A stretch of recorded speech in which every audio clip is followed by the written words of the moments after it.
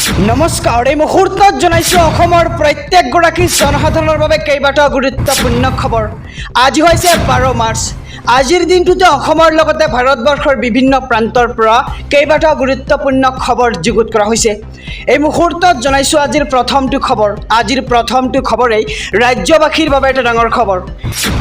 কাক লৈ মুখ্যমন্ত্ৰী ডক্টৰ হিমন্ত বিশ্ব শৰ্মাৰ বৃহৎ ঘোষণা। NRCত নাম নহা লোকক বাদ দি অসমত এজনো বিদেশী সোমাব নোৱাৰে। দুমাহমানৰ পিছত অসমৰ ৰাইজে সকলো গম পাই যাব। কিমানজন লোকে আবেদন কৰিছে এমাহৰ পিছতে গম পাই যাব। মুখ্যমন্ত্ৰী হিমন্ত বিশ্ব শৰ্মাৰ মন্তব্য। আজিৰ দিনটোতে কেইবাটাও বৃহৎ মন্তব্য কৰিছে কাক লৈ মুখ্যমন্ত্ৰী ডক্টৰ হিমন্ত বিশ্ব শৰ্মাই। অসমত কিমানে আবেদন কৰিলে স্পষ্টকৈ ওলাই পৰিব আৰু কোনখন জিলাত কিমান লোকে আবেদন কৰিলে পৰ্টেলত ওলাই পৰিব আৰু কা আন্দোলনৰ 5 শ্বহীদৰ পৰিয়ালে এতিয়া ন্যায় পাব আৰু লাখ লাখ বহিৰাগত সোমাব বুলি কোৱাসকলে এতিয়া প্ৰমাণ দিব লাগিব আৰু এতিয়া আবেদনকাৰীসকলৰ নিজৰ পৰিচয় দিয়াৰ সময় আহিব। এই মন্তব্য মুখ্যমন্ত্ৰীগৰাকীৰ। আমি সবিশেষ জনাই যাম যে আজিৰ দিনটোতে কা বলবৎক লৈ মুখ্যমন্ত্ৰী ডক্টৰ হিমন্ত বিশ্ব শৰ্মাই কি বৃহৎ মন্তব্য আগবঢ়াইছে। মই কা বিৰোধী সমৰ্থক সকলোকে সমৰ্থন কৰোঁ আৰু সঁচাকৈ যদি লাখে লাখে আবেদন কৰে ময়ো বিৰোধিতা কৰিম আৰু এজনো যদি প্ৰথম মানুহ সোমায় ক্ষমা কৰিব, এজনো যদি নতুন মানুহ সোমায় প্ৰথমে মই পদত্যাগ কৰিম বুলি মন্তব্য কৰে মুখ্যমন্ত্ৰীগৰাকীয়ে।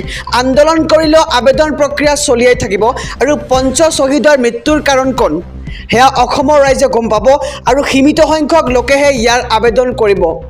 আবেদনকাৰী যদি 20 লাখ হয় ময়ো আন্দোলন কৰিম আৰু অৱশ্যে বৰাকত আবেদনকাৰীৰ সংখ্যা বেছি হ'ব পাৰে বুলিও মন্তব্য মুখ্যমন্ত্ৰীগৰাকীৰ।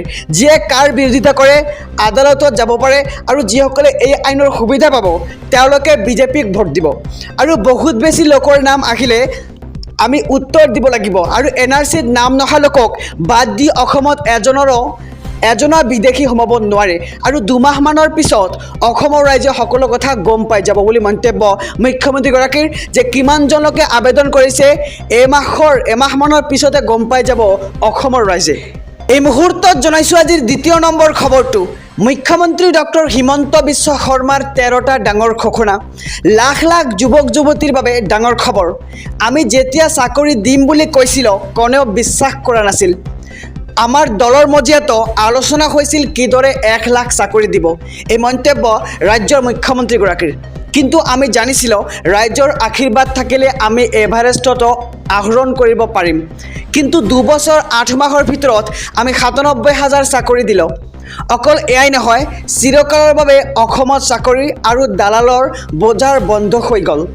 আজিৰ ল'ৰা ছোৱালীয়ে জানে যে পঢ়া শুনা কৰিলেহে চাকৰি লাভ কৰিব, কিন্তু দৌৰি পৰীক্ষাত পাছ কৰিলেহে পুলিচৰ চাকৰি পাব। এই মন্তব্য মুখ্যমন্ত্ৰী ডক্টৰ হিমন্ত বিশ্ব শৰ্মাৰ।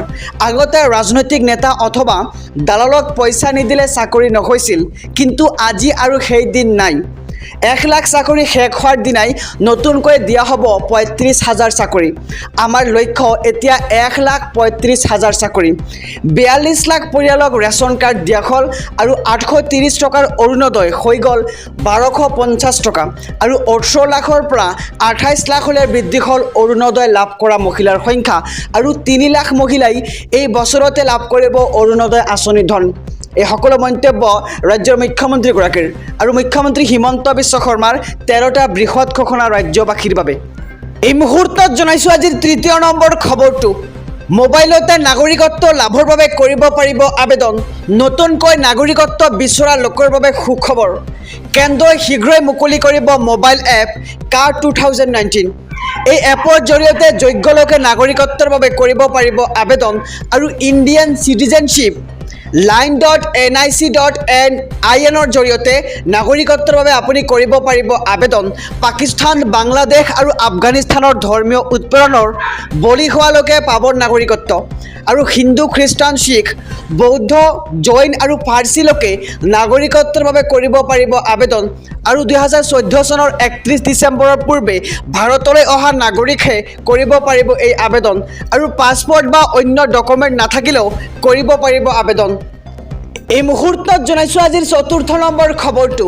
চৰ অঞ্চলৰ লোকলৈ বৃহৎ ঘোষণা মুখ্যমন্ত্ৰী ডক্টৰ হিমন্ত বিশ্ব শৰ্মাৰ। মাতব্বৰে দখল কৰি থকা মাটি দুখীয়াক বিতৰণ কৰিব চৰকাৰে।